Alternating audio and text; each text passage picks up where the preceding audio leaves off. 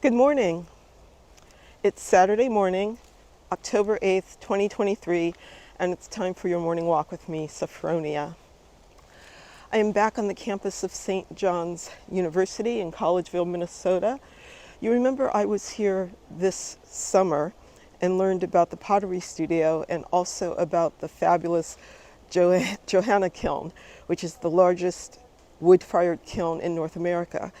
And when I learned that they would be firing it for the first time in 3 years, something told me I just had to be here. So it was fired yesterday, Friday, and today is the first full day of people stoking the fire. I'm going to walk through it and continue my walk because I want to show you some of it. It actually began with the heating of this huge chimney. This is the flue. And it goes underground here into the kiln. And this is where it all starts because the flue is what causes the fire, once it's lit, to draw through this humongous kiln.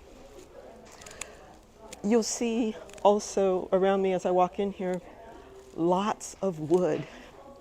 This kiln is going to be burning for 10 days. And there are people here who will be stoking it overnight for that full time. This huge kiln, and I'm at the beginning of it now. This is one end of it. It's in 3 chambers.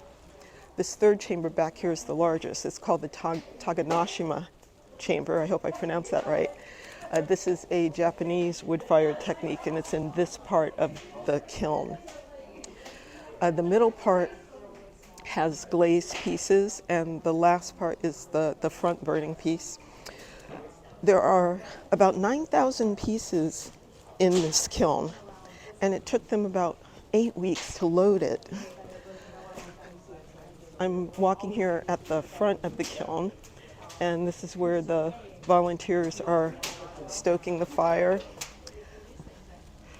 They will also be stoking it as it moves down from the top as well, adding wood, and it's a humongous fire.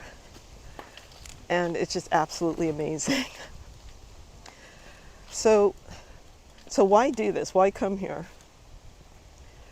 I just felt that there may be things to learn. I also sensed that there might be a spiritual aspect to this.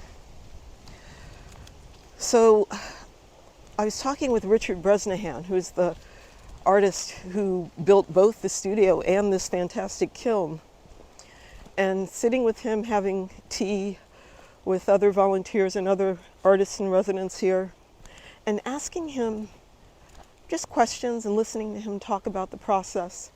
And at one point he said, it's the small things that make the big things beautiful. I said, what do you mean? What is that? What are you talking about? And he said that, well, it's about the way you stack things in the kiln. That if you just had things sitting there by themselves, the fire would blow past them and not really have much effect other than firing the piece. You wouldn't get pattern. So you put things close together, especially small pieces. You have things touching each other. You have them stacked in interesting ways. And for the big pieces, you have small pieces actually kind of stacked around them in a very strategic way to make for surprising and beautiful patterns. I'm going to turn around here because I'm going to go out on this pier over here. And I thought that was interesting, that you have to create a structure out of small things to make a big thing beautiful. And I started to wonder, well, I'm wondering if this is the way things work when we're trying to do something big in our lives, either a big project or a big change, that somehow you have to create a structure of small things to make this big thing beautiful and successful. And what might those small things be, right? They could be small things having to do with self-care, like making sure you stretch in the mornings or take walks. If you're thinking about planning a trip, it could be about just having pictures that inspire you to save money for the trip. I don't know.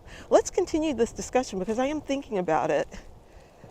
You know, you can put your ideas in the comments or in the chat. I've walked out on this pier and I'm going to turn around now to make sure I don't fall in. But I wanted to show you the beautiful colors out here in Minnesota. And it's actually freezing this morning. But I'm happy to be here. I'm going to go sit by the fire right now and see what else there is to learn. But I will talk with you next week. I'll be back in Connecticut then. Take care. Bye-bye.